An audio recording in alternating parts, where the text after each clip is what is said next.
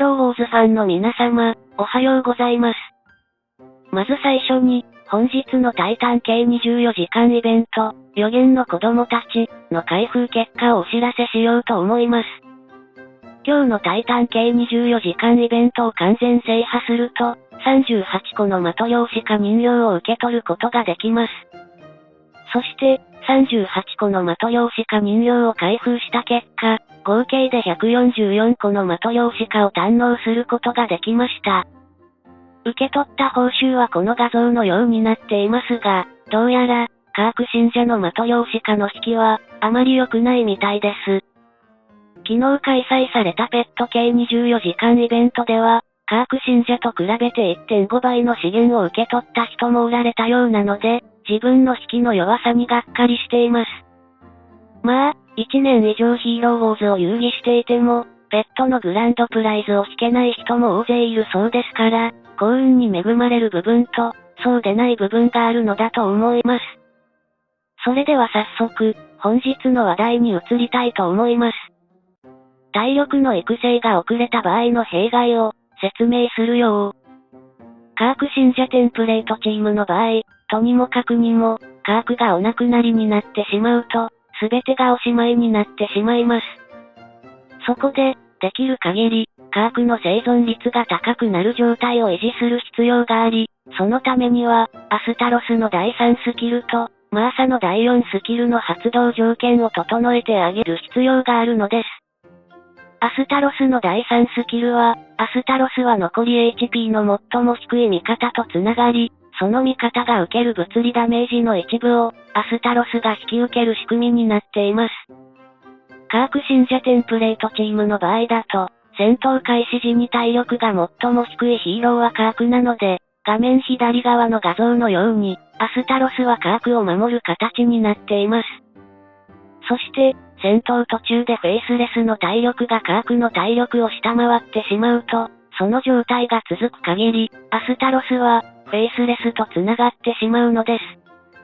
昨日の動画で、メインチームの現在の育成状況を説明しましたが、ヨルガン、フェイスレス、マーサの体力の育成が大幅に遅れると、これが原因で、アスタロスがカーク以外のヒーローと繋がってしまう時間が、長くなってしまうのです。そのために本来は、アスタロスは常にカークと繋がっていてほしくても、ヨルガンやフェイスレスと繋がってしまう状況が頻発するようになっているのです。カークの最大 HP は26万程度しかありませんから、本来なら、常にカークの体力がチーム内で最低の状態を維持し続けるのが理想なのです。しかし、ヨルガンとフェイスレスとマーサの体力の育成が大幅に遅れていることが災いして、カークを守るべきアスタロスの第3スキルが、カークに対してうまく機能していません。100歩譲って、フェイスレスは仕方ないとしても、ヨルガンの体力がカークの体力を下回る状態に陥るなど、本来ならありえません。ヨルガンは、53人のヒーローの中で、最大 HP が3位、力が6位、魔法防御が4位という、打たれ強くて倒されにくいヒーローなので、ヨルガンをアスタロスが守ってあげる必要はないのです。マーサの第4スキルも、チーム内で一番低い HP のヒーローに対して発動するので、メインチームの体力のバランスを気にしつつ、ヒーローの育成を行うべきだと思います。カーク信者テンプレートチームの場合、カーク本来の持ち味を活かすためには、その他のヒーローの育成も重要になるということです。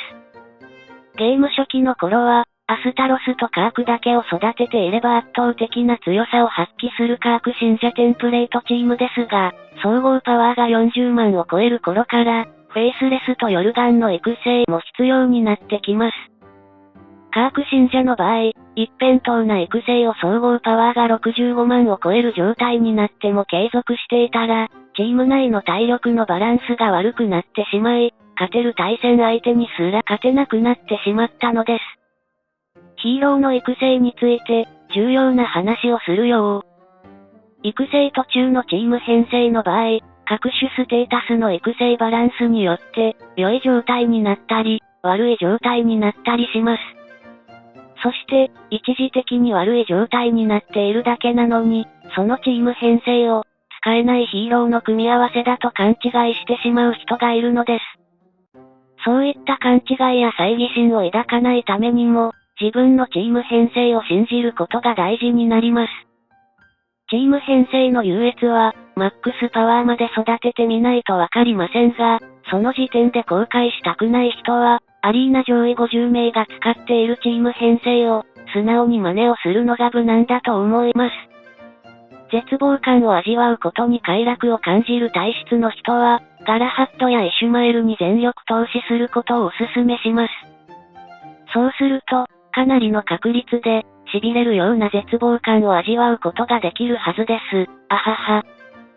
さて、動画終了のお時間になりましたので、今回はここまでになります。では、最後になりますが、